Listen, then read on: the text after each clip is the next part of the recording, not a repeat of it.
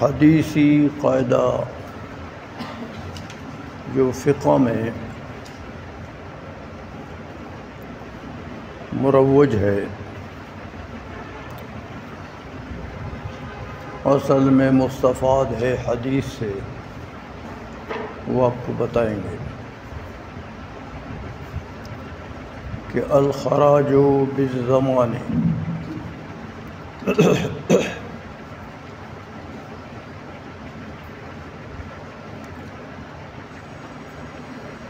تو فرماتے ہیں وہ حدیث صحیح رواہ احمد و ابو داؤد والترمذی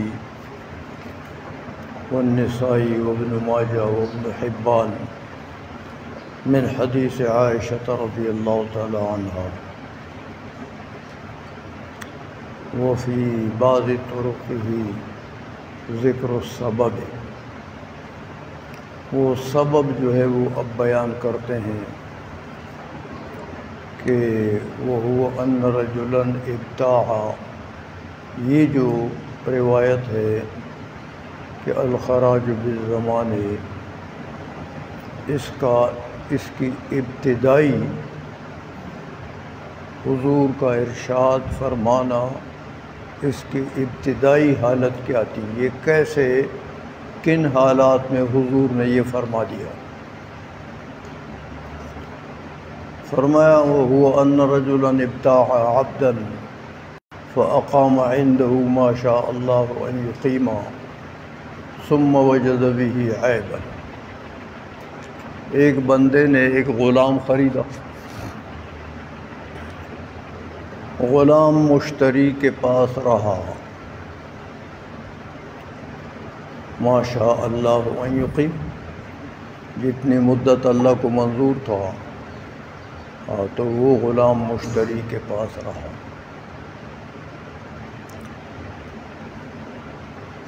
ثم وجد به عیبا،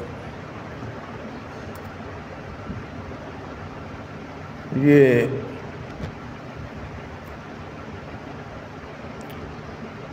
محبت میں کچھ مدت رکھ کر مشتری نے کچھ مدت کے بعد اس میں عیب پایا، تو فخاصمہ الی النبی صلی اللہ علیہ وآلہ واصحابہ وسلم، حضور نبی کریم صلی اللہ علیہ وسلم کے پاس یہ خصومت لے گئے کہ یا رسول اللہ کیا حل ہے اس کا کہ اتنی مدت جو ہے یہ غلام مشتری کے پاس رہا، اس نے اس کو استعمال بھی کیا، اس سے کام بھی لیا، اور اتنی مدت کے بعد اب کہتا ہے کہ مجھے اس میں عیب نظر آیا، تو اس مسئلے کا اب کیا حل ہے؟ حضور نے فردہ علیہ، حضور نبی کریم صلی اللہ علیہ وسلم نے غلام کو بائی کے اوپر رد کر دیا،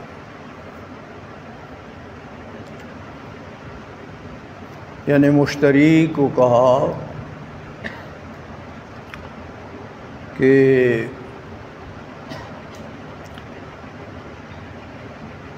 تمہارے ساتھ فراڈ ہوا ہے،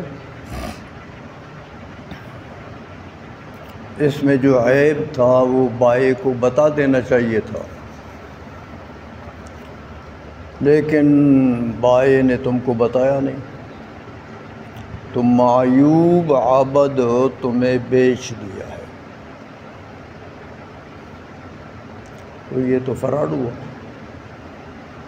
اس لیے فرمایا فردہ علیہ۔ فقال الرجل یا رسول اللہ قد استعمل غلامی، بائی نے کہا یا رسول اللہ اس مشتری نے تو اتنے عرصہ میرے اس غلام کو استعمال کیا ہے، اس سے کام لیا ہے، اس سے خدمت لی ہے،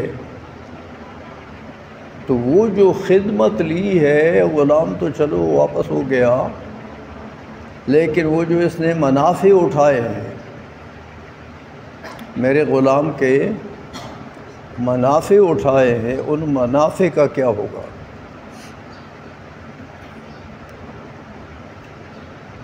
تو فقال، اس وقت حضور نے یہ ارشاد فرمایا کہ الخراج بالضمان، خراج کہتے ہیں اس منافع کو جو کسی چیز سے آپ منفعت لے لیتے ہیں، آگے بتا رہے ہیں آپ کو۔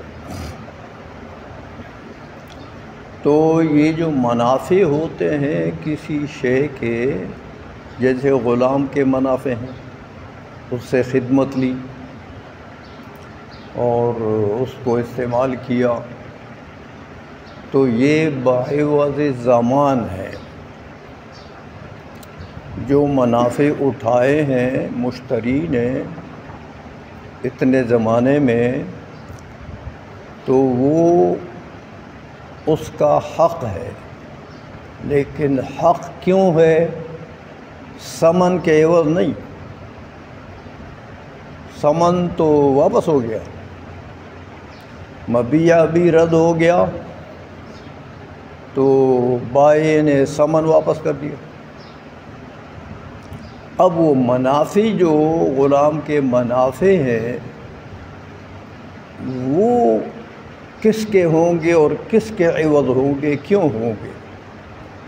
تو حضور نے یہ فرما دیا کہ خراج مشتری کا ہے، جو اس کے منافع ہیں وہ مشتری نے اٹھائے ہیں، لیکن وہ بعوض زمان ہیں،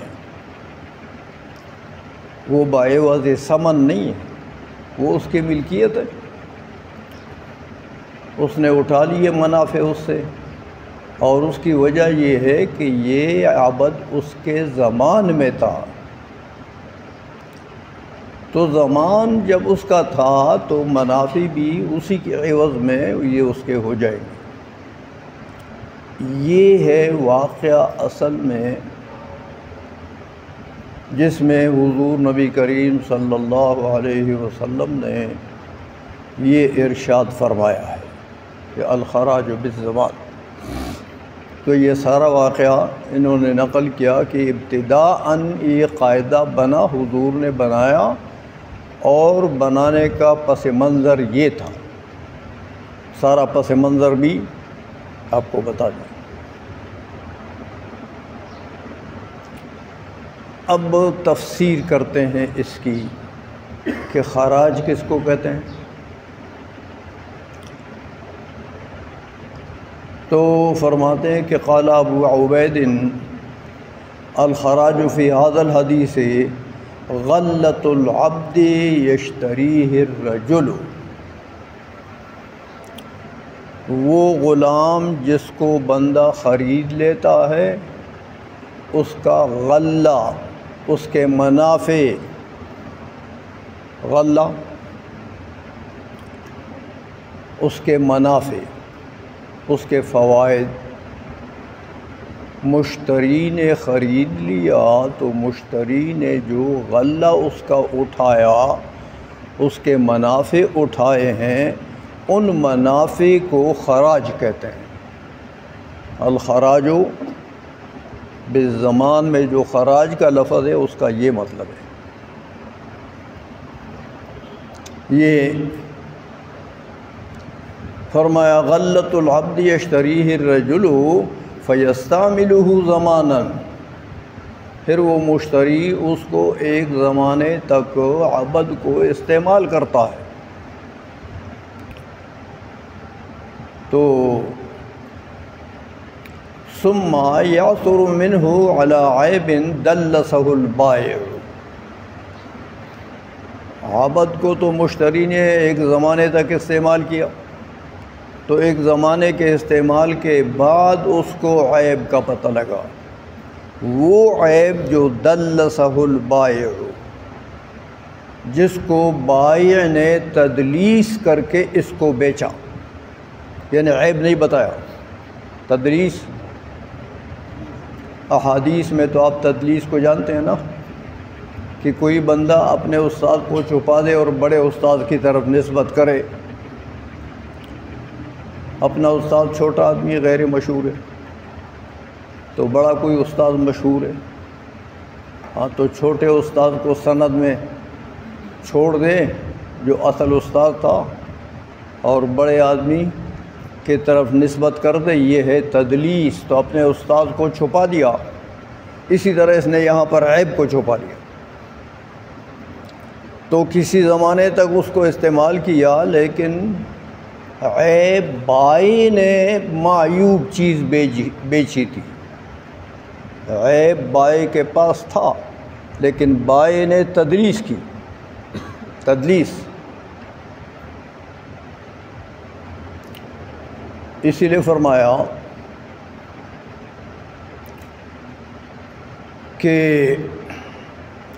ثم يعثر منه على عيب دلسه البائع فيرده ويأخذ جميع الثمن، تو یہ مشتری عیب پر مطلع ہونے کے بعد عبد کو رد کرے گا بائی پر، اور بائی سے جمیع ثمن وصول کرے گا، مبیعہ کو واپس کرے گا، اور مشتری بائی سے جمیع ثمن وصول کرے گا، لیکن وہ یفوز بغلتہ کلہا، اس عبد کا جتنا غلہ ہے، جتنا اس کے منافع ہیں، وہ منافع سارے کے سارے اس کے ہوں گے، مشتری کے۔ تو اس غلہ کو خراج کہتے ہیں۔ اسی لیے فرمایا کہ وہ یفوز بغلتہ کلہا لأنہ کان فی زمانہ، کیونکہ یہ عبد اتنا عرصہ جو یہ استعمال کرتا یہ اسی کے زمان میں تھا، تو اسی کے زمان میں تھا، تو زمان کے عوض میں خراج ملے گا، منافع ملیں گے۔ وَلَوْ هَلَكَ هَلَكَ مِنْ مَالِهِ، اور اگر وہ منافع ہلاک ہو گئے تو وہ مشتری کے مال سے ہلاک ہوئے ہیں، کیونکہ وہ مشتری کا مال تھا۔ یہ تو آپ کو خراج کا معنی سمجھا دیا کہ خراج یہ چیز ہے، یعنی اس کے منافع، غلام کے منافع۔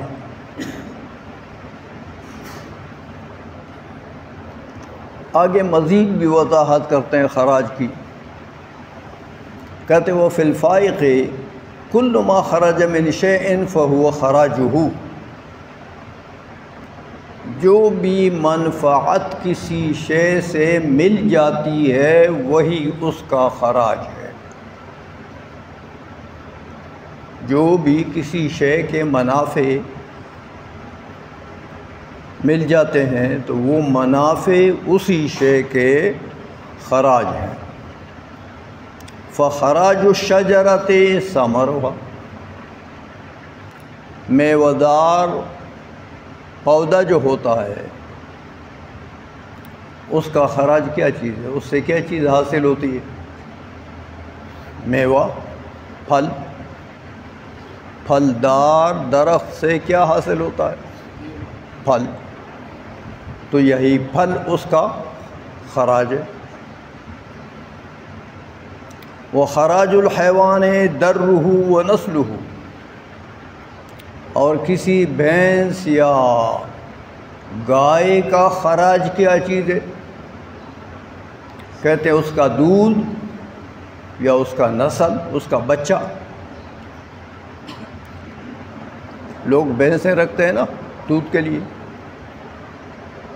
یا وہ کٹا پیدا ہو جائے تو یہ بھی اس کا خراج ہے۔ یہ سمجھا دیا۔ وذکر فخر الاسلام فی اصولہ ان ھذا الحدیث من جوامع الکلم، یہ ایک اور بات علم حدیث سے متعلق ہے۔ فخر الاسلام بزدوی رحمۃ اللہ علیہ نے وہ تردن للباب یہ بات کر دی اس حدیث سے متعلق، چونکہ بات ہے کہ الخراج بالزمان، تو فرماتے ہیں دیکھو حضور کی احادیث میں بعض احادیث ایسی ہیں جن کا نقل بالمعنی جائز نہیں ہے، ان کا معنی کر کے ترجمہ کر کے تو نقل بالمعنی جائز نہیں ہے، اور بعض حدیث ایسی ہیں کہ جن کا نقل بالمعنی جائز ہے۔ کہتے فرق یہ ہے کہ جو حدیث جوامع الکلم سے ہو، جیسے حضور نے فرمایا اوتیت جوامع الکلم، مجھے یہ قوت دی گئی ہے کہ میں کلمات جامعہ للمعانی پر تکلم کر سکتا ہوں۔ بہت سے معانی کو ایک لفظ جامع ہوتا ہے، تو ایسے جوامع الکلم پر میں تکلم کرتا ہوں۔ اوتیت جوامع الکلم حضور نے فرما دیا۔ تو پتہ لگا کہ بعض احادیث حضور کے ایسے ہیں جو جوامع الکلم ہیں، لہذا اب اگر کوئی اس کو نقل بالمعنی کرے گا تو میاں وہ جتنے معانی پر وہ الفاظ حدیث کے مشتمل ہیں ان ساروں سے تو تعبیر دوسرا کوئی نہیں کر سکتا۔ ایسا لفظ کوئی دوسرا بندہ بھی بولے جو وہ حضور کے اس لفظ کے تمام معانی پر دال ہو، ایسا تو کوئی اور کر نہیں سکتا۔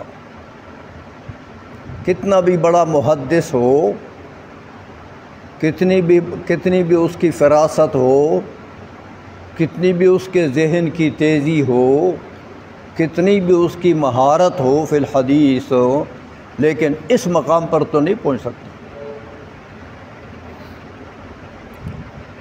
جو حضور پہنچے ہیں۔ جہاں جوامع الکلم پر تکلم یہ حضور کا خاصہ ہے،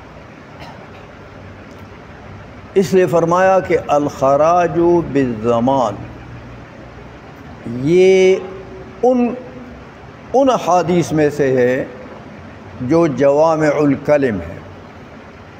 اب دیکھیں نا، ایک خراج کا لفظ آپ کو بتا دیا، یہ محدثین کے معنی کر دیے، تو خراج کتنا عام لفظ ہے، اس کے پیٹ میں کتنے سارے معانی آ گئے۔ خراج کا لفظ، بھینس کا خراج کیا ہے؟ اس کا دودھ، اس کا نسل۔ درختوں کا پیداوار کیا ہے؟ پھلدار درختوں کا۔ زمین کا خراج کیا ہے؟ اس کی فصل۔ عورت کا خراج کیا ہے؟ اس کا بچہ جننا۔ یہ ہر چیز کا ایک خراج ہے۔ تو یہ حدیث اسی لیے فرما دیا علامہ فخر الاسلام بزدوی رحمۃ اللہ علیہ نے، جو شیخ الاسلام ہے، کہ بھئی یہ حدیث اس کے ساتھ ہر کوئی چھیڑ نہ کرے، اس کو نقل بالمعنی کرنا جائز نہیں ہے، کہ کوئی اور ایسا بندہ ہے نہیں جس کو جوامع الکلم کی طاقت دی گئی ہو، لہذا حضور کے کلام کو بگاڑ دے گا۔ اگر نقل بالمعنی کیا تو حضور کے کلام کی تحریف کر دے گا، اور یہ تحریف تو جائز نہیں ہے۔ اسی لیے فرمایا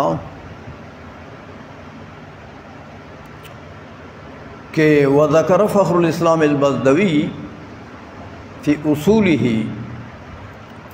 اصول فقہ میں فخر الاسلام بزدوی رحمۃ اللہ علیہ کی ایک جامع کتاب ہے زبردست، کہتے اس میں فرمایا کہ ان ھذا الحدیث من جوامع الکلم لا یجوز نقلہ بالمعنی، جوامع الکلم میں سے، لہذا اس کا حکم یہ ہے کہ اس کا نقل بالمعنی جائز نہیں ہے، لہذا اس کا معنی کر کے تو لوگوں کو اس کی ترجمانی کرنا جائز نہیں ہے۔ بولو گے تو یہ پورا لفظ بول دو کہ حدیث یہ ہے کہ الخراج بالزمان، معانی نہ کرو اس کا معنی کر کے، کیونکہ اس کا معنی تو جامع معنی تو کر نہیں سکتے ہو، تو تحریف ہو جائے گی۔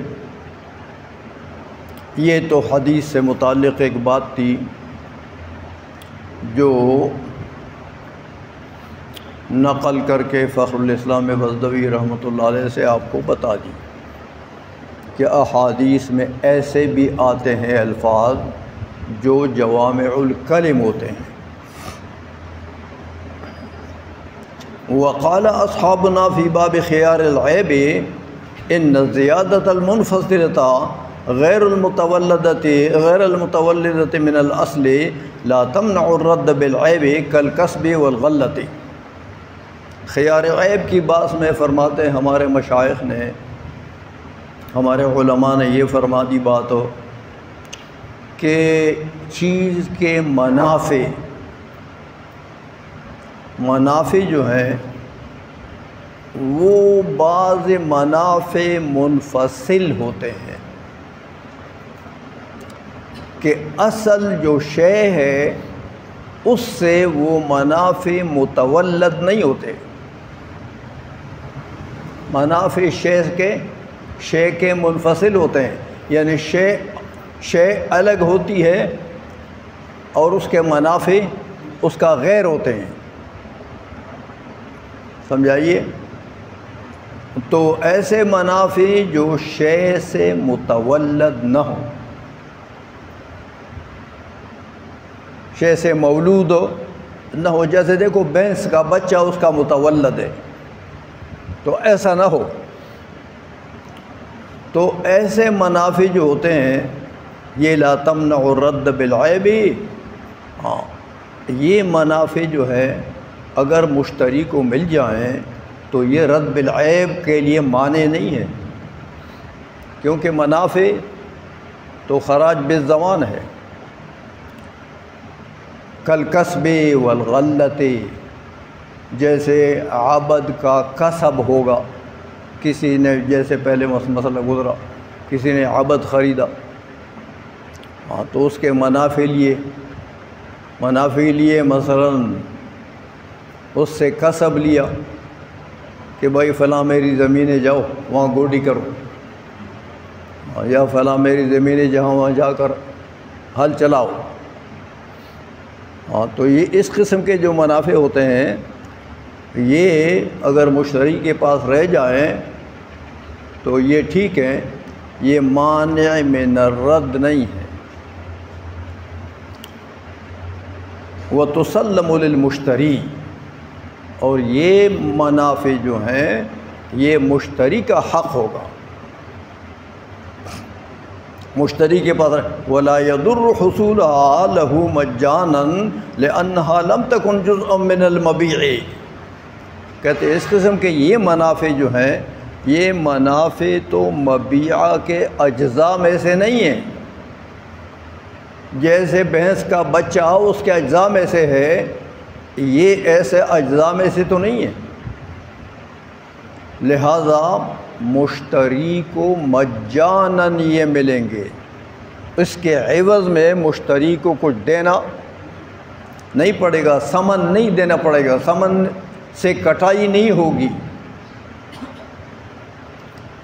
لِأَنَّهَا لَمْ تَكُنْ جُزْءًا مِّنَ الْمَبِيعِ فَلَمْ يَمْلِكْهَا بِالثَّمَنِ، لہذا یہ منافع جو ہیں یہ ثمن کے عوض میں مشتری کو ملکیت نہیں ملے گی اس کی، ہاں کہ مشتری نے جو ثمن دیا ہے تو بائع اس کو کہے کہ یار تو نے مجھے تو پیسہ دیا ہے، ثمن دیا ہے مبیعہ کا، تو اب اس کے منافع جب آپ کو ملیں گے تو میں اس سے پیسے کاٹوں گا، ایسا نہیں ہوگا، ثمن مکمل طور پر واپس کرنے پڑیں گے، بائع کو، اور یہ جو منافع ہیں یہ مجاناً مشتری کو ملیں گے، ثمن کے عوض نہیں۔ مجاناً کا یہ مطلب ہے کہ ثمن کے عوض نہیں، خراج بالزمان تو ہے، زمان کے عوض میں تو ملیں گے لیکن ثمن کے عوض میں نہیں۔ یہ فرما دیا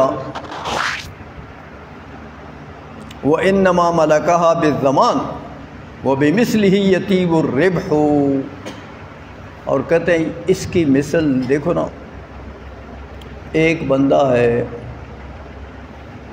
وہ مرابحہ کرتا ہے، بیع المرابحہ، تو ثمن، جس ثمن سے اس نے اس چیز کو خریدا تھا وہ تو ٹھیک ہے، اتنے سے تو اس کا حق ہے کہ اس کو بیچے، لیکن بیع المرابحہ میں تو ربح بھی شمار ہوتا ہے۔ مثلا اس نے 100 روپے سے کوئی شے خریدی تو اس نے کہا میاں یہ تو میں 105 میں بیچوں گا، تو یہ 5 روپے میرا ربح ہو جائے گا، سمجھائیے۔ تو یہ ربح اس بائع کے لیے جائز ہے، لیکن یہ اس ثمن کا عوض نہیں ہے، سمجھائیے۔ ثمن تو لے لیا پورا، جتنا دیا تھا اتنا لے لیا، لیکن وہ جو مرابحہ، بیع المرابحہ ہے جس میں آپ نے ربح بھی وصول کر لیا، وہ ربح اس لیے جائز ہے، کہتے یہ قانون ہے وَبِمِثْلِهِ يَطِيبُ الرِّبْحُ وَإِنَّمَا مَلَكَهَا بِالزَّمَانِ، کیونکہ جو مبیعہ ہے وہ مشتری کے قبضے میں رہا، تو جب بیچ رہا ہے تو مرابحہ سے بیچ رہا ہے، تو اس کا ربح اس کے لیے جائز ہو گیا، جیسے وہ خراج جائز تھا، جیسے وہ خراج اس کے لیے جائز تھا۔ یہ فرما دیا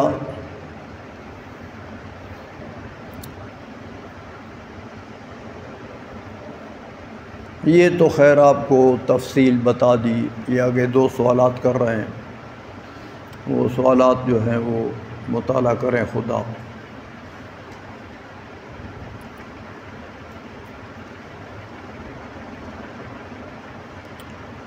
باقی یہ قاعدہ جو ہے اس کی وضاحت تقریباً ہو گئی ہے۔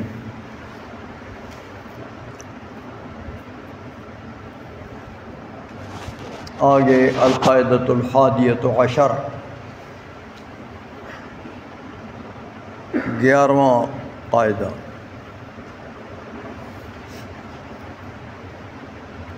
گیارہواں قاعدہ یہ ہے کہ السوال معاد فی الجواب،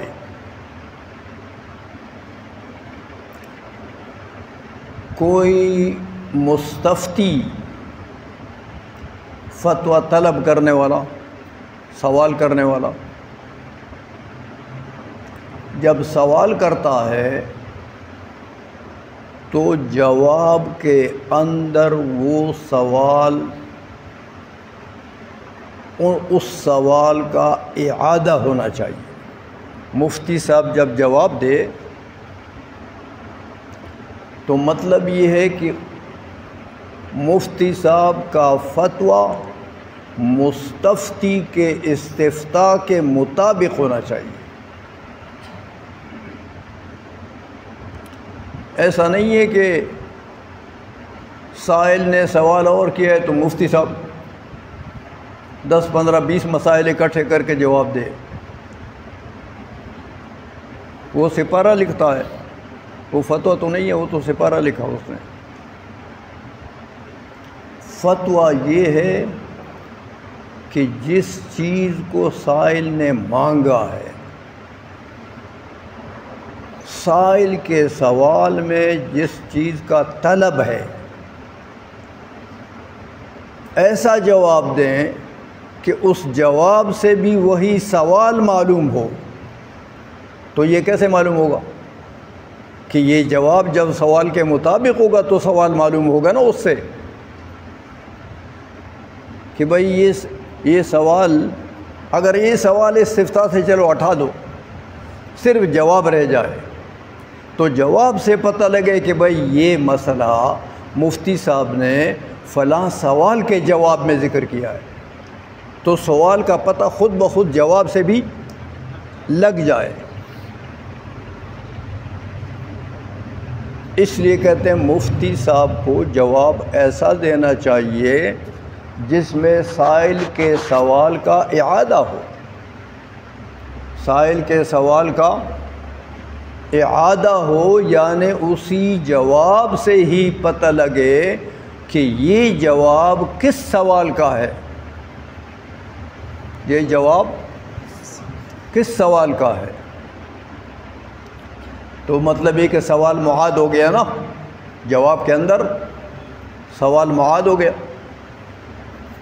تو یہ ضروری ہے مفتی کے لیے کہ اس کا جواب مستفتی کے سوال کے مطابق ہو۔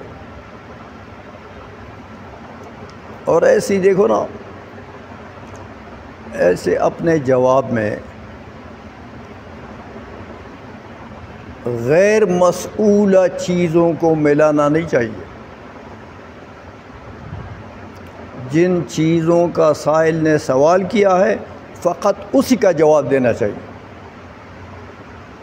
ایسا نہیں کہ 10 15 20 اور بھی لتاڑ دیں مسائل کو اور اس کا ذکر کریں۔ تو بعض اوقات وہ سائل جو ہے وہ اتنا عالم نہیں ہوتا، تو وہ اپنا مطلوب پھر اس ملغوبے سے کیسا نکالے گا؟ مفتی صاحب نے تو ملغوبہ بنا دیا، ہاں 5 6 7 مسائل اور بھی ملا دیے،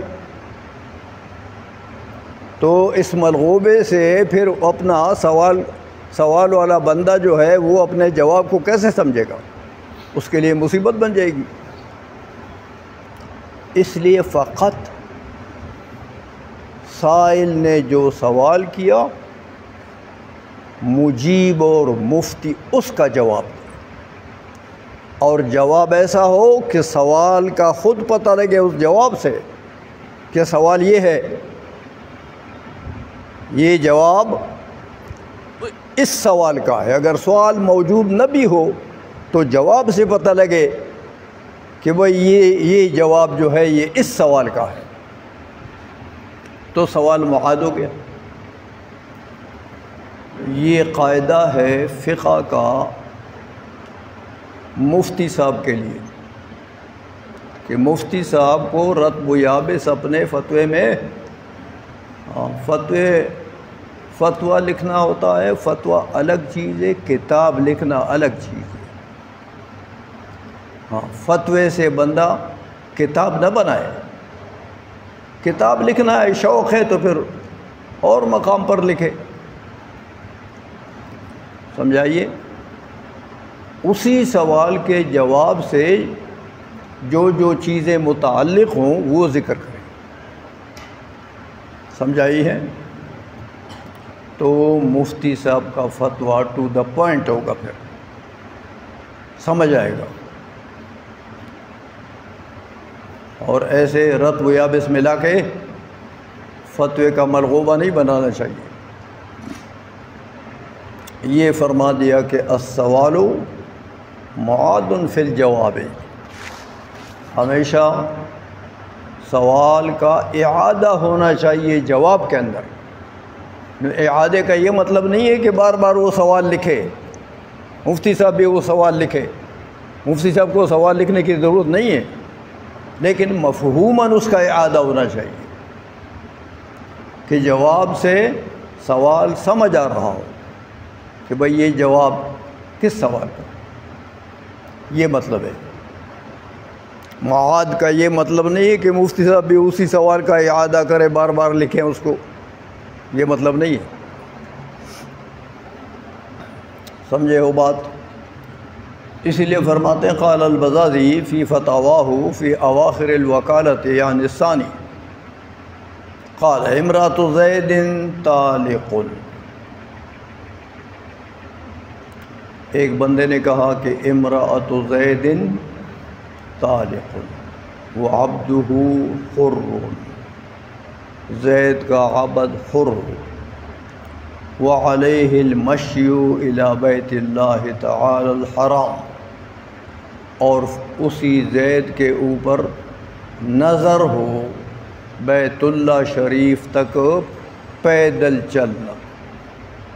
یہ تین باتیں کسی بندے نے کہی زید کے متعلق کہ زید کی بیوی بھی طلاق ہو، زید کا عبد بھی حر ہو، زید کے اوپر مشی نظر ہو الی بیت اللہ الحرام۔ یہ تین باتیں زید کے متعلق کسی نے کہی، لیکن ان تینوں کو معلق کیا ایک شرط سے۔ وہ شرط کیا کہ ان دخل هذه الدار، ان دخل، اگر زید اس دار کو داخل ہو جائے تو اس کی بیوی بھی طلاق ہو، اس کا عبد بھی حر ہو، اس کے اوپر نظر بھی مشی کا ہو۔ تو یہ تینوں کو معلق کر دیا دخول دار سے کہ اس دار کو اگر زید داخل ہو گئے۔ اچھا، بندے نے تو یہ کہا، تو زید نے جواب میں کہا نعم، زید نے جواب میں کہا نعم، تو کہتے ہیں کان زید حالفا، گویا کہ نعم سے زید نے اس بندے کے قول کو قبول کر لیا نا۔ جب نعم کہہ دیا تو اس بندے نے تو تین چیزیں معلق کی ہیں دخول دار سے، تو حلف ہے یہ حلف، لہذا جب زید نے نعم کہہ دیا جواب میں تو بس کام ہو گیا، زید حالف بن گیا، گویا کہ زید ابھی قسم خوردہ ہو گیا کہ اس نے قسم کھا لی ہے ان تین چیزوں کی۔ سمجھ رہے ہو بات؟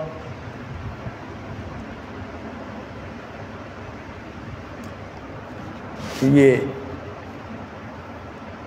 کان زید حالفا بکلہ لأن الجواب یتضمن اعادۃ ما فی السوال، کیونکہ جواب نعم سے ہے، تو نعم کس لیے آتا ہے؟ آپ نے پڑھا ہے کہ نعم تسلیم کے لیے آتا ہے، اجابت کے لیے آتا ہے کہ سائل نے جو کہا وہ بندے کو قبول ہے۔ جس بندے نے جو باتیں کہی زید کے متعلق وہ ساری زید کو قبول ہے، تو گویا کہ یوں سمجھو کہ ضمنی طور پر یہ تینوں چیزیں سوال کے اندر آ گئی ہیں، جواب کے اندر آ گئی ہیں۔ نعم نعم نعم اختصار ہے اس کے تینوں چیزوں کو قبول کرنے سے کہ ہاں میرا عبد بھی حر ہو، میری بیوی کو بھی طلاق ہو، مجھ پر مشی نظر لازم ہو، اگر میں اس دار کو داخل ہو گیا تو میرے اوپر یہ سارا، تو انہوں نے کہا نعم، تو نعم کا مطلب یہ سارا مجھے قبول ہے۔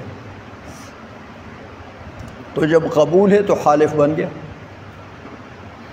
تو نعم کے لفظ میں بھی ضمناً سوال کے اندر تین چیزیں جو ہیں وہ ضمناً نعم کے اندر موجود ہیں، لہذا سوال معاد ہو گیا جواب میں۔ یہ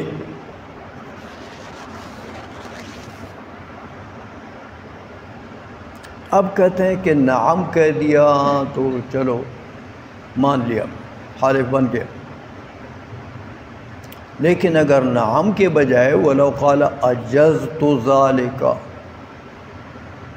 نعم نہیں کہا، ہاں بندے نے تو کہا کہ زید کی بیوی بھی طالق ہو، عبد بھی حر ہو، اور اس کے اوپر نظر ہو، مشی کا الی بیت اللہ، اگر یہ اس دار میں داخل ہو گیا تو اس نے کیا کہا؟ اجزت، نعم نہیں کہا، اجزت ذالک۔ تو کہتے ہیں میاں سوال معاد نہیں ہوا،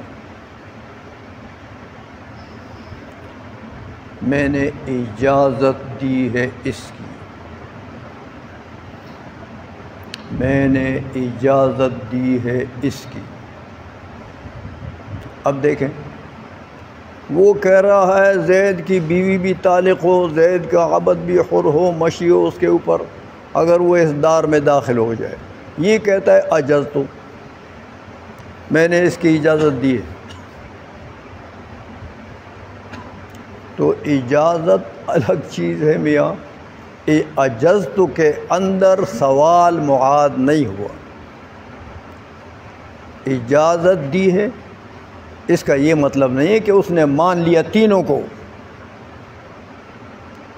نعم سے تو مان لیا، لیکن اجزت کے لفظ سے یہ سوال معاد، جواب ایسا ہونا چاہیے جو اس سوال کے مطابق ہو، تو اجزت تو سوال کے مطابق نہیں۔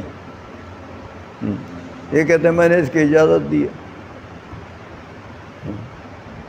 تو اجازت اور چیز ہے، اور یہ سوال کا اعادہ الگ چیز ہے، تو سوال کا اعادہ اس جواب میں نہیں ہوا، لہذا لم یکن حالفا، لم یحلف،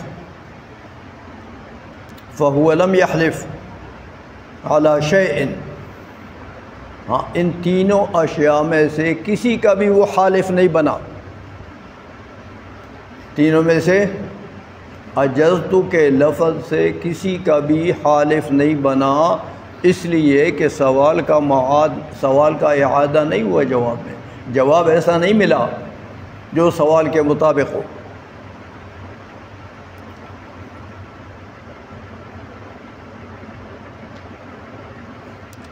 اچھا، لیکن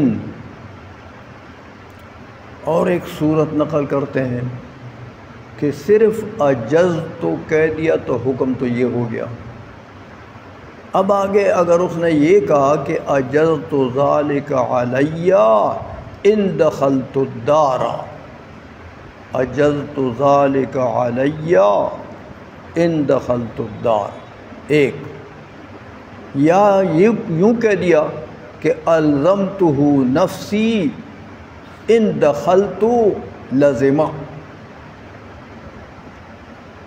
یہ لفظ کہہ دیا الزمتہ نفسی ان دخلت،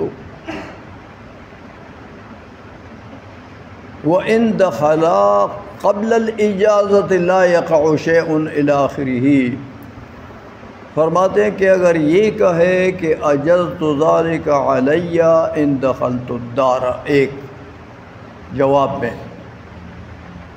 یا یوں کہے کہ الزمتہ نفسی ان دخلت، الزمتہ نفسی ان دخلت، تو کہتے ہیں لازمہ، لازمہ، اس نے کہا کہ الزمتہ نفسی ان دخلت، تو دیکھو سوال کے اندر شرط موجود تھا، وہی شرط معاد ہو گیا گویا کہ جواب میں،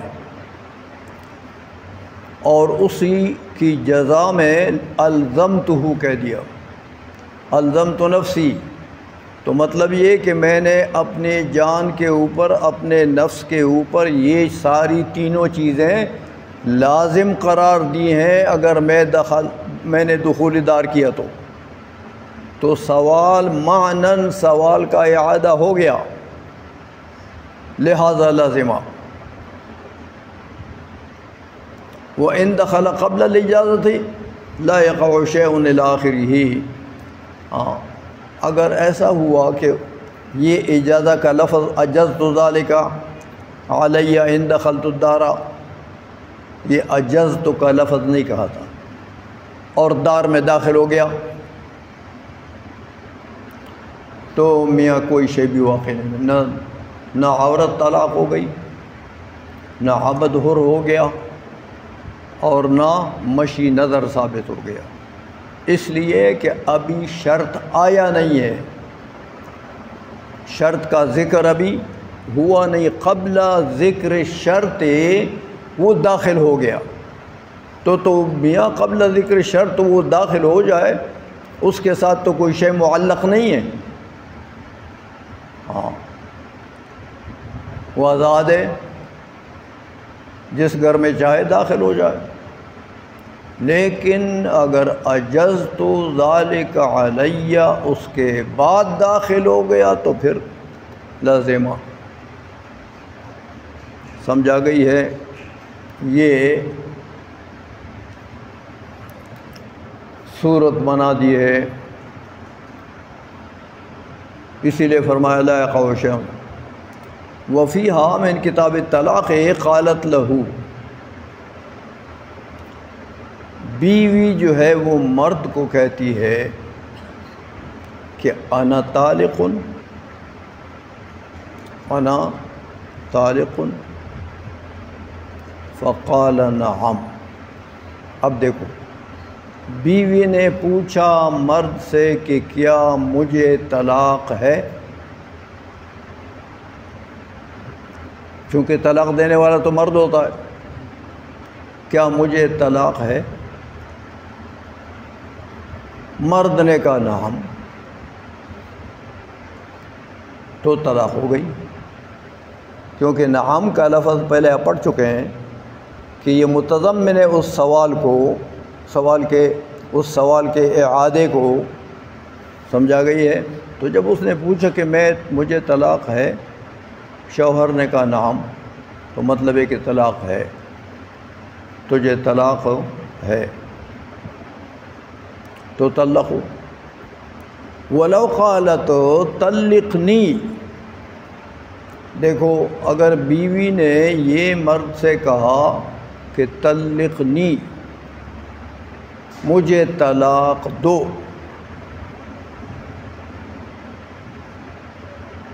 مرد نے کہا نعم،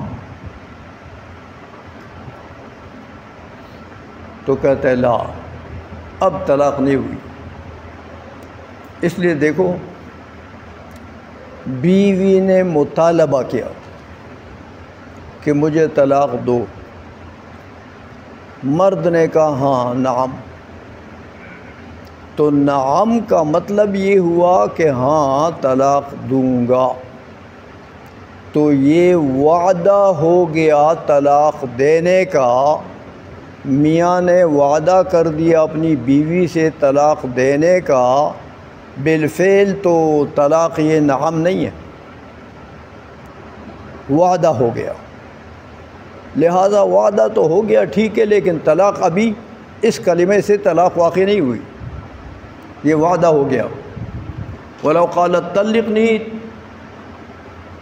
طلقنی فقال نعم، لا، یعنی طلاق واقع نہیں ہوئی۔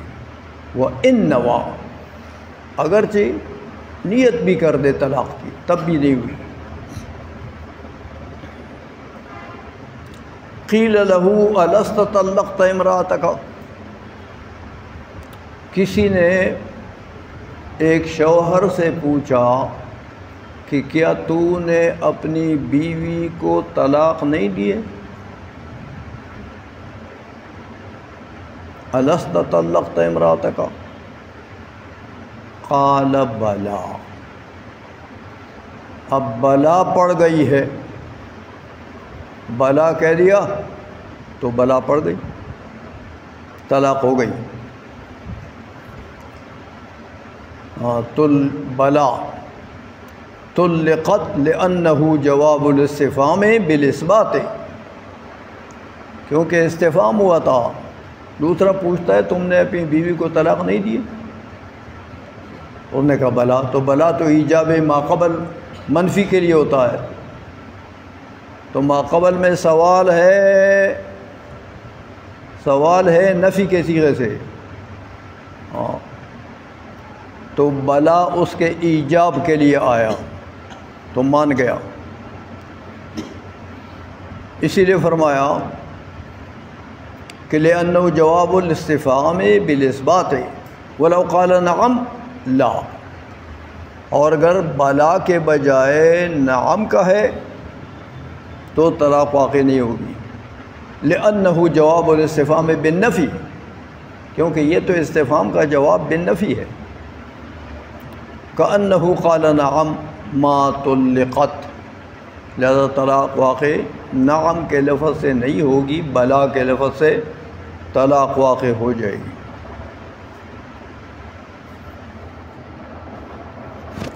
اچھا، یہ تو ایک جزیات کہ السوال معاد فی الجواب، جواب ایسا ہونا چاہیے کہ سوال اس سے سمجھ آ جائے،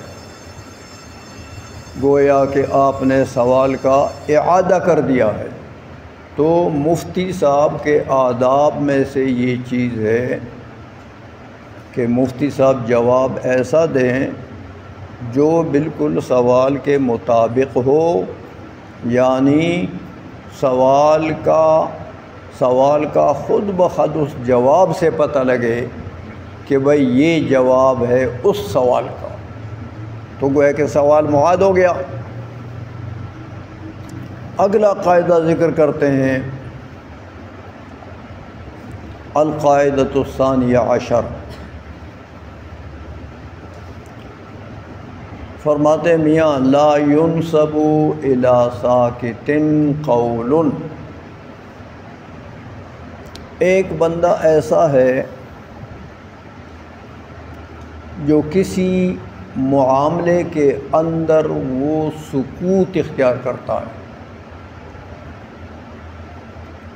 بولتا نہیں ہے، کوئی بھی معاملہ ہے اس معاملے میں وہ سکوت اختیار کرتا ہے، تو اگر اس نے سکوت اختیار کیا تو اگرچہ اس کا سکوت قول پر دال ہو، لیکن یہ آپ نہیں کہہ سکتے کہ فلاں بندے نے یہ بات کی ہے، اگرچہ اس کا سکوت اس بات کے کرنے پر دال ہو، لیکن بالفعل تو وہ ساکت رہا، خاموش رہا، لہذا جب بالفعل وہ خاموش ہے تو اس کو کسی بھی قول کی نسبت نہیں کی جا سکتی، وہ ساکت ہے، وہ قائل نہیں ہے، قول اس نے کسی قسم کا نہیں کیا، لہذا آپ نہیں کہہ سکتے کہ فلاں بندے نے ایسی بات کی ہے، فلاں بندہ خاموش رہا ہے، تو جب خاموش رہا تو خاموشی تو یہ الگ چیز ہے، سکوت الگ چیز ہے، قول الگ چیز ہے، خاموشی سکوت یہ الگ چیز ہے، اور تکلم قول کرنا یہ الگ چیز ہے، لہذا ساکت کو قول کی نسبت نہیں کی جا سکتی، کرو گے تو جھوٹ ہوگا۔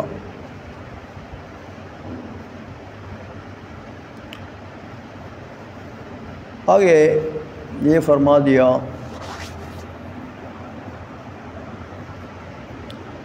کہ دیکھو یہ سکوت کی کئی صورتیں بتاتے ہیں، آپ کو کئی جزیے بتاتے ہیں کہ فَلَوْ رَأَىٰ أَجْنَبِيًّا يَبِيعُ مَالَهُ فَسَكَتَا وَلَمْ يَنْهَا لَمْ يَكُنْ وَكِيلًا بِسُكُوتِهِ۔ اب دیکھو ایک بندہ ہے، وہ دیکھ رہا ہے کہ دوسرا بندہ اس کی بھینس بیچ رہا ہے، زید دیکھ رہا ہے کہ بھئی عمر میری بھینس بیچ رہا ہے، تو زید دیکھ رہا ہے کہ زید کا مال بیچا جا رہا،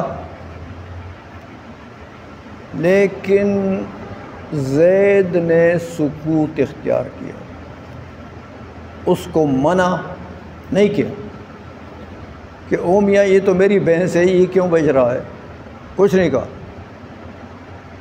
سکوت اختیار کیا۔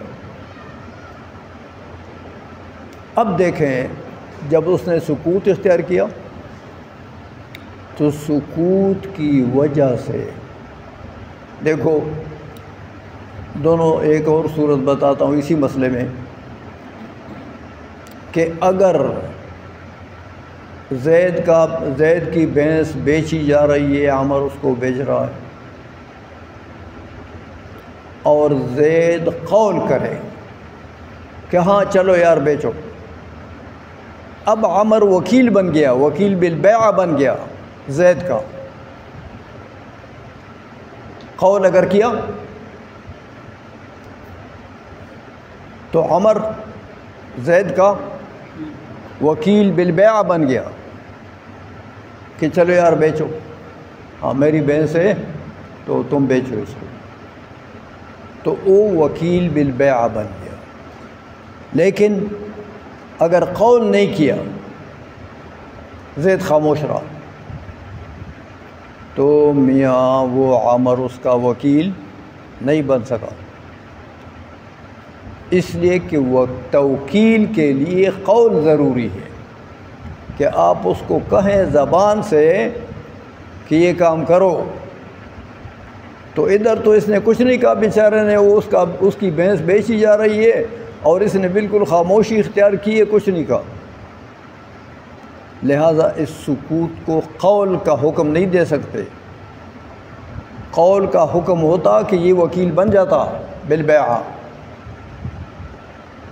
لیکن یوں نہیں کہہ سکتے ہو کہ بھئی یہ وکیل بن گیا اس کا بالبیع، اس لیے کہ وکیل بنتا قول سے، تو یہاں قول نہیں، یہاں تو سکوت ہے۔ سمجھ رہے ہو بات کو؟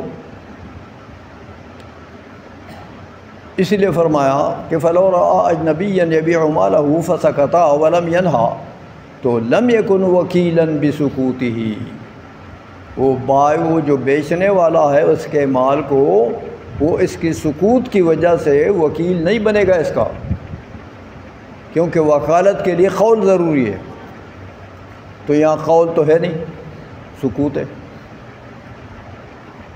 وَلَوْ رَأَى الْقَاضِي الصَّبِيَّ أَوْ الْمَعْتُوهَ أَوْ عَبْدَهُمَا يَبِيعُ وَيَشْتَرِي فَسَكَتَا لا يكون اذنا فی التجارت۔ ایک اور جزیہ بتاتے ہیں، کہتے ہیں دیکھو قاضی کی ولایت صبیان کے اوپر ہے،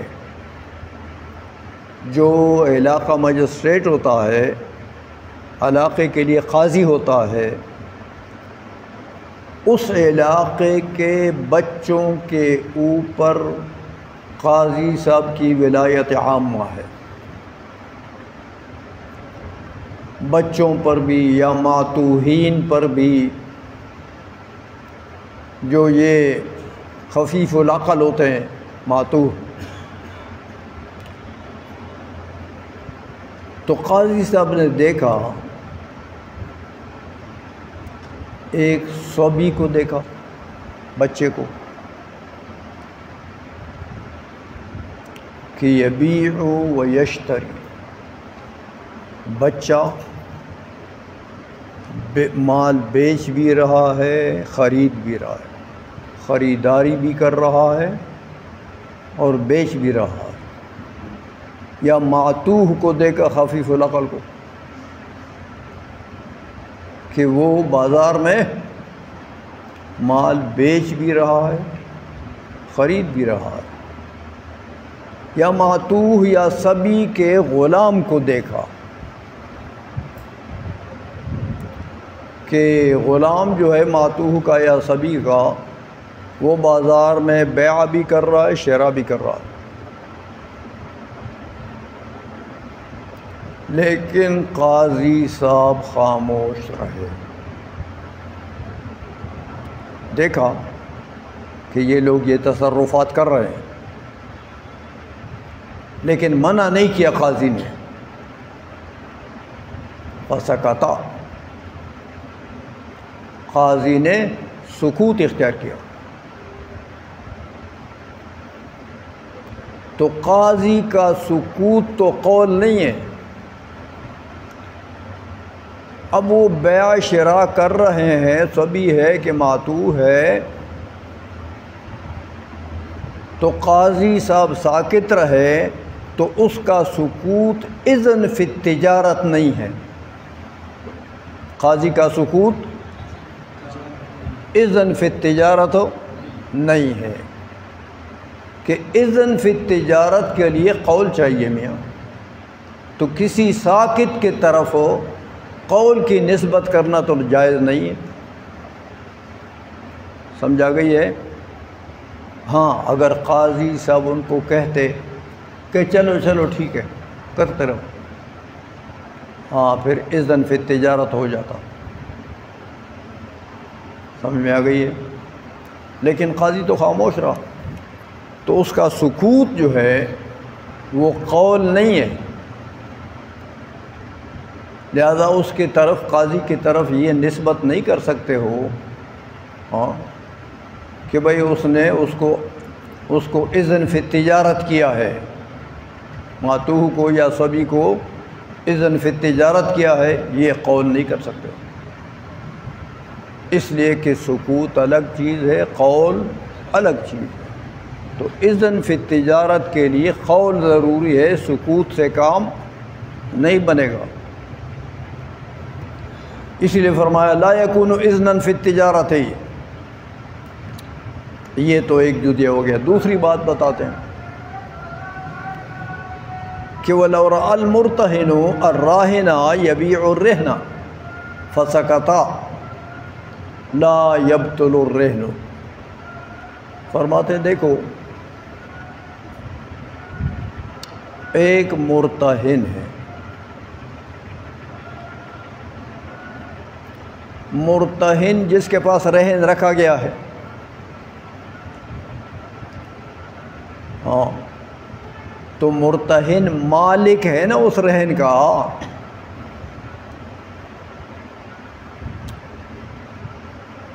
رہن لے کر یعنی وہ چیز جو ہے وہ رہن لے کر اپنا دوسرے کسی کے پاس رکھ دیا. تو ایک یہ راہن ہے، ایک مرتہن ہے. تو راہن اس چیز کا مالک ہے اور مرتہن اس کا محافظ ہے. سمجھو، سمجھا گئی ہے؟ تو مرتہن نے دیکھا کہ راہن رہن کو بیچ رہا ہے، تو راہن اصل مالک ہے، لیکن چیز تو مرتہن کے پاس ہے، اس کے قبضے میں ہے. تو مرتہن نے دیکھا کہ وہ رہن کو بیچ رہا ہے، راہن بیچ رہا ہے. تو مرتہن نے سکوت اختیار کیا،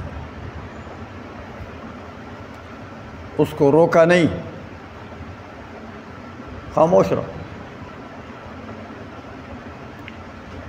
تو فرماتے دیکھو اگر یہاں پر مرتہن کہتا کہ یہ تو میرے قبضے میں چیز ہے بھائی، تو تم مالک تو ہے لیکن تو کیوں بیچتا ہے اس کو؟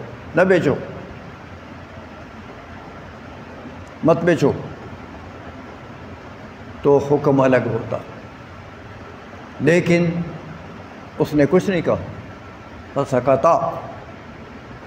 لہذا عقد رہن جو راہن اور مرتہن کے درمیان میں ہوا ہے وہ عقد رہن ابھی بھی باقی ہے اس کے سکوت کی وجہ سے. اگر وہ سکوت نہ کرتا، قول کرتا، تو رہن، عقد رہن باطل ہو جاتا. سمجھا گئی ہے؟ لیکن اس نے سکوت کیا. اسی لیے فرمایا کہ فسکتا. تو فرمایا حکم یہ ہے کہ لا یبطل الرہن ولا یکون ردا فی روایت ایک روایت میں تو ردا ہے، نیچے حموی نے نقل کیا ہے، لیکن ایک روایت یہی ہے کہ یہ اس کا سکوت جو ہے یہ رضا بالبیع نہیں ہے۔ رضا بالبیع کے لیے یہاں قول چاہیے، تو وہ ہے نہیں، یہاں تو سکوت ہے۔ اچھا، ایک اور جزی آپ کو بتاتے ہیں کہ وَلَوْ رَآ غَيْرَهُ يُتْلِفُ مَالَهُ فَسَكَتَ لَا يَكُونُ إِذْنًا بِإِتْلَافِهِ۔ کہتے اے میاں، ایک بندے نے دوسرے کو دیکھا کہ وہ دوسرا بندہ پہلے والے کا مال ہلاک کر رہا ہے۔ ہاں، ایک بندہ ہے، وہ بھینس کا مالک ہے، اس نے دیکھا کہ دوسرا بندہ اس کے بھینس کو ہلاک کر رہا ہے۔ سمجھائیے،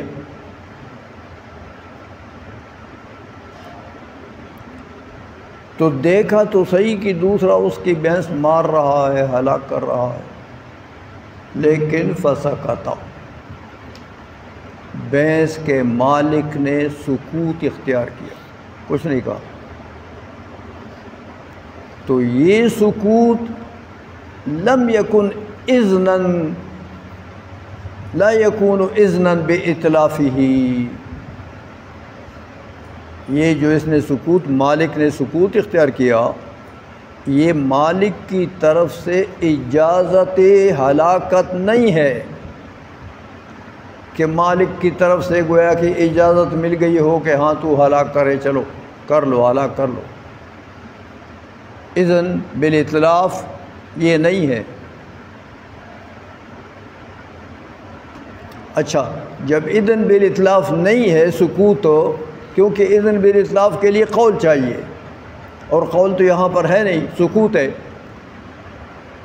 تو جب اذن بالاتلاف نہیں ہے تو مطلب ہے اس نے اس کا مال ہلاک کر دیا، جتنا مال ہلاک کیا اس کا ضمان دینا پڑے گا،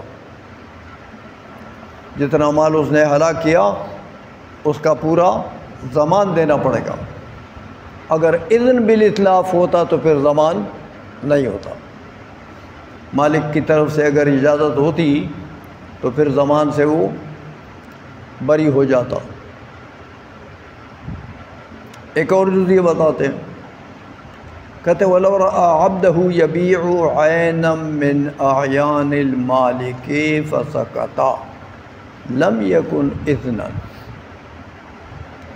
کہتے ایک بندے نے اپنے غلام کو دیکھا کہ مالک کے اعیان میں سے کسی عین کو بیچ رہا ہے۔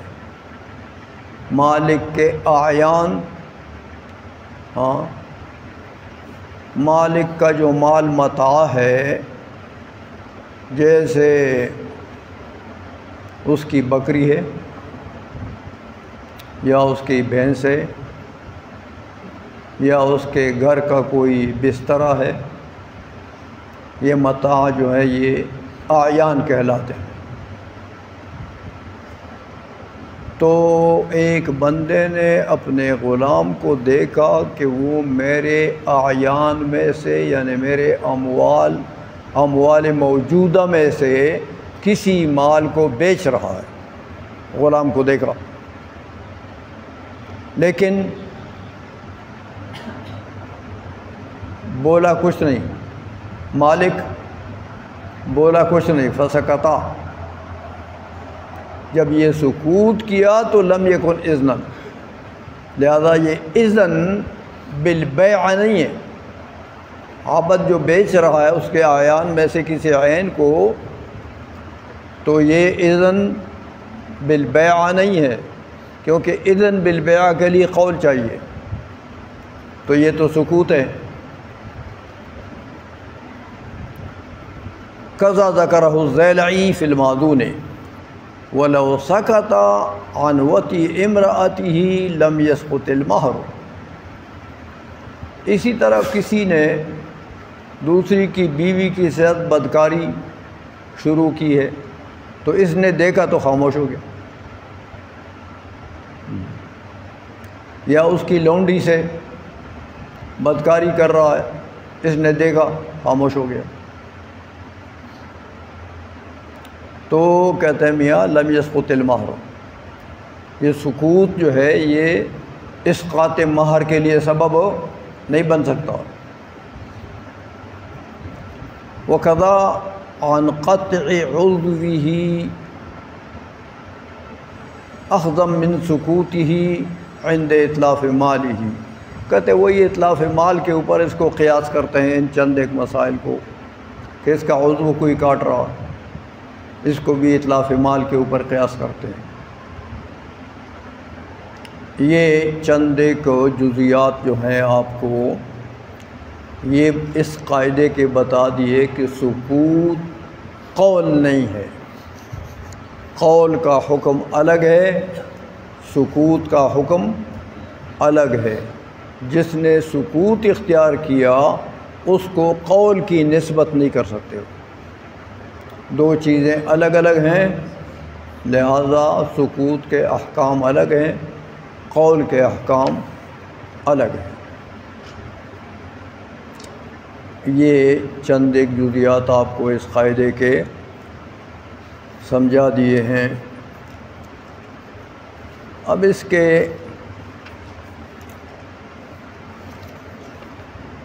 ایک اور قاعدہ مختصر سا آپ کو بتاتے ہیں، جو آپ نے کئی مرتبہ اپنے فقہ کی کتابوں میں پڑھا ہے۔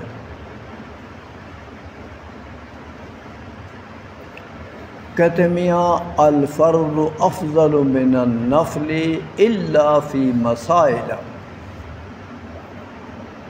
پڑھا تو آپ نے یہ ہے قاعدے کے مطابق کہ فرض افضل ہے نوافل سے، کہ فرائض کا ثواب زیادہ ہوتا ہے نا، نوافل کا کم ہوتا ہے، تو فرائض افضل ہوتے ہیں نوافل سے۔ لیکن کہتے ہیں میاں چند ایک مسائل ایسے ہیں جہاں پر نوافل افضل ہو جاتے ہیں، فرائض سے نوافل افضل ہو جاتے ہیں۔ چند ایک مسائل ایسے ہیں۔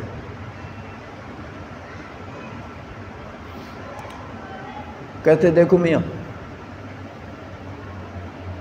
ایک آدمی مقروض ہے،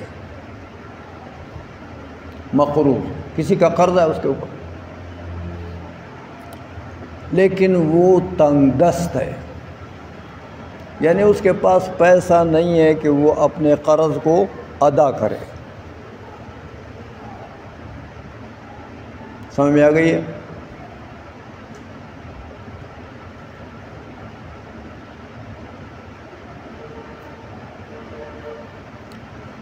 اب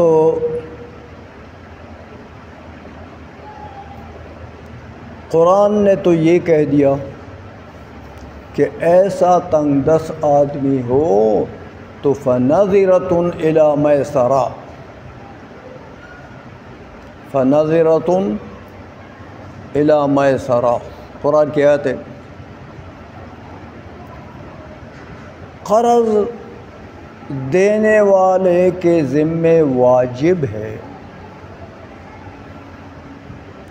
کہ اس کو مہلت دے، تنگ دست آدمی کو مہلت دے، الی میسرہ، یسر تک، میسر مصدر میمی ہے، یسر تک، تاکہ اس کے ہاتھ میں کشادگی آ جائے، مال آ جائے۔ تو مال کے آنے تک اس کو گویا کہ مہلت دینا واجب ہے۔ تو یہ تو ہوا فرض، مہلت دینا تو قرآن نے کہہ دیا فَنَظِرَةٌ إِلَىٰ مَيْسَرَةٍ۔ لیکن ایک قرضدار آدمی ایسا ہے کہ یار یہ بیچارہ تو بڑا غریب ہے، چلو اس کو میں 1 سال مدت دیتا ہوں، تو سال میں یہ کیا کمائے گا؟ میرے لاکھوں روپے کیسے دے گئے؟ تو اس نے کہا یار چلو اللہ کی رضا کے لیے میں اس کو معاف کرتا ہوں۔ اب یہ معاف کرنا کیا تھا؟ نفل، اور نذرتن فرض۔ لیکن یہ بتاؤ کہ افضل کون ہے؟ ابراء، کہ بالکل ہی معاف کر دیں، یہ نفل میں آتا ہے، کوئی واجب نہیں ہے۔ اور نذرہ مہلت دینا واجب ہے۔ تو اب یہاں پر دیکھو اس مقام پر نفل افضل ہو گیا واجبات اور فرائض سے، سمجھے ہو؟ تو کہتے ہیں عام قانون تو یہی ہے کہ فرض افضل ہوتا ہے، لیکن کبھی بعض مسائل میں نوافل بھی نمبر لے جاتے ہیں اور فرائض سے افضل ہو جاتے ہیں۔ ایک مثال یہ دی آپ کو کہ فنادرۃ الی میسرہ، یہ واجبات میں سے ہے یعنی فرض ہے، اور ابراء کرنا بالکل معاف کر دینا یہ نفل ہے۔ سمجھے ہو؟ تو کبھی کبھی نوافل فرائض سے بھی افضل ہو جاتے ہیں۔ یہ ایک جزیہ بتا دیا کہ کہتے ہیں اب یہاں چند مسائل ہیں جن میں فرض سے نوافل نمبر لے جاتے ہیں۔ الاولی ابراء المعسر مندوب افضل من انذارہ الواجب، انذار واجب ہے اور ابراء مندوب ہے یعنی مستحب ہے نوافل میں سے، لیکن ابراء اس کا ثواب زیادہ ہو جاتا ہے۔ سمجھے ہو؟ پہلا مسئلہ۔ دوسرا مسئلہ بتاتے ہیں کہ الابتداء بالسلام سنت افضل من رده الواجب۔ اب دیکھو یہاں پر ایک چیز واجب ہے اور ایک سنت ہے یعنی مستحب ہے۔ کسی بندے نے ابتداء بالسلام کیا، دوسرے بندے بیٹھے ہوئے ان کو کہا السلام علیکم، یا دو بندوں میں کچھ چپ کلش ہے، ایک دوسرے سے نہیں بولتے، تو وہ ایک آیا اس نے کہا یار السلام علیکم۔ ہاں، جن دو بندوں میں چپ کلش ہے نا، ان میں سے ایک آیا دوسرے کو سلام کیا، یا ویسے مجلس میں ایک مجلس بیٹھی ہوئی ہے دوسرا گزر رہا ہے تو اس نے کہا السلام علیکم۔ تو ابتداء بالسلام یہ کیا ہے؟ سنت، نوافل کے درجے میں ہے، مستحب ہے، سنن مستحبہ ہے، کیوں نہیں کرے گا تو کوئی عذاب نہیں۔ اچھا، لیکن اس نے تو ابتداء بالسلام کیا تو نفل پر عمل کیا، تو جس کو سلام کیا، جس کو سلام کیا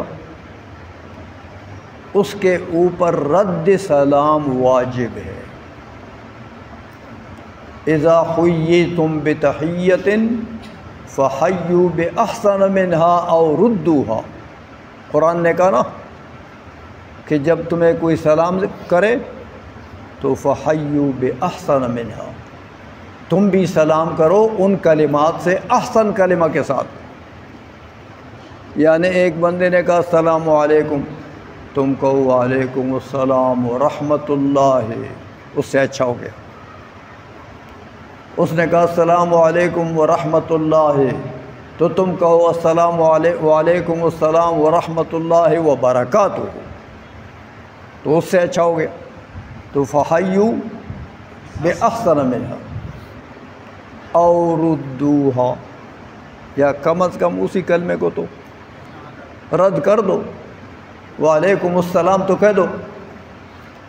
تو یہ وعلیکم السلام اور ردوہا میاں یہ تو امر ہے وجوب کے لیے آتا ہے, سمجھے ہو. تو رد کیا ہے؟ واجب. رد سلام کیا ہے؟ واجب. لیکن ثواب کس کا زیادہ ہے؟ وہ جس نے ابتدا کی, سمجھے ہو. تو وہ نفل تھا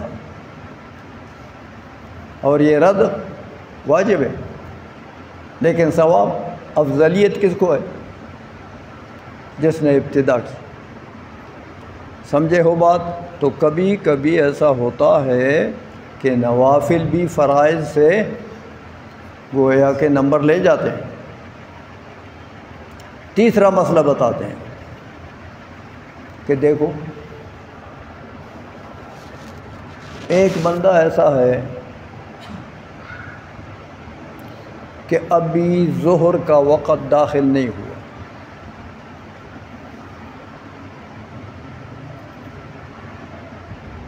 تو جب ظہر کا وقت داخل نہیں ہوا تو ظہر کی نماز کے لیے تیاری کرنا بھی ضروری نہیں, وضو وغیرہ کرنا بھی ابھی واجب نہیں ہوا, وقت ہی داخل نہیں. لیکن وقت داخل ابھی نہیں ہوا, لیکن اس بندے نے کہا یار یہ قبل از وقت وضو کر لیتا ہوں, تیاری کر لیتا ہوں. تو قبل از وقت وضو کرنا یہ کیا ہے؟ نوافل. نوافل میں سے سمجھا گئی ہے. لیکن دیکھو بعد الوقت داخل ہو جائے, یعنی وقت ظہر کا داخل ہو گیا, اس کے بعد لوگوں نے وضو کرنا شروع کر دیا, تو میاں وقت داخل ہو گیا تو سبب متحقق ہو گیا, تو گویا کہ نماز کی فرضیت آ گئی ہے. نماز کی فرضیت ہو. اب نماز کی جب فرضیت آ گئی ہے تو اس کے لیے تیاری کرنا تو واجبات میں سے ہے. تو جو بعد الوقت وضو کرے گا وہ وضو واجب, جو قبل الوقت وضو کرے گا وہ وضو نفل. لیکن ثواب کس کا زیادہ؟ جس نے قبل الوقت کیا اس کا ثواب زیادہ. سمجھے ہو. یہ چند ایک مثالیں جزیات اس قاعدے کے آپ کو دی ہیں کہ عام قانون تو یہی ہے کہ فرائض افضل ہوتے ہیں نوافل سے, لیکن چند ایک مسائل ایسے ہیں کہ جہاں پر نوافل افضلیت لے جاتے ہیں, فرائض سے نوافل افضل ہو جاتے ہیں بے اعتبار کثرت اجر و ثواب, وہ افضل ہو جاتے ہیں. سمجھ میں آ گئی ہے بات؟ اچھا آج اسی پر اکتفا کرتے ہیں, اور دوسرے قواعد جو ہیں انشاءاللہ تھوڑے سے رہتے ہیں, یہ 1-2 ہفتوں میں انشاءاللہ ختم ہو جائے گا یہ. تو آپ حضرات ہو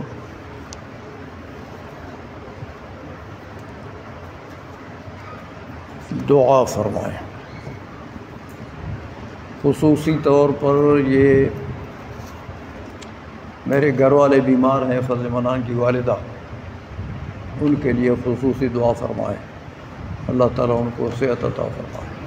الحمدللہ رب العالمین والعاقبۃ للمتقین, الصلاۃ والسلام علی سید الانبیاء والمرسلین وعلی آلہ واصحابہ اجمعین. اللہم ربنا اغفر لنا ولوالدینا ولمشائخنا ولاساتذتنا ولمن له حق علينا ولإخواننا ولأخواتنا ولعشيرتنا ولأقاربنا ولأحبابنا ولجميع المؤمنين والمؤمنات والمسلمين والمسلمات الأحياء منهم والأموات برحمتك يا أرحم الراحمين. وصلى الله تعالى على حبيبه سيدنا محمد وآله وأصحابه أجمعين برحمتك يا أرحم الراحمين.